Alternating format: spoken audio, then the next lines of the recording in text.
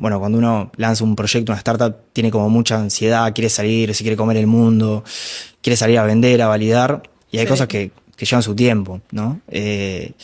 Y bueno, creo que uno de los aprendizajes es regular la ansiedad, la toma de decisiones, ser estratégico, Ujú. después el armar los equipos, el aprender a armar los equipos, el liderar equipos, eso es relevante, la comunicación interna, ser siempre transparente, siempre obviamente con cautela siempre y con respeto, decir lo que uno piensa, pero sí, no guardarse nada, situaciones que terminan explotando luego, creo que es importante como a tiempo decir las cosas. Eh, bueno, eso es uno de los aprendizajes más importantes. Claro, la gestión del equipo, la buena comunicación, la inteligencia emocional y bueno, y esa regulación también personal como para ser un líder que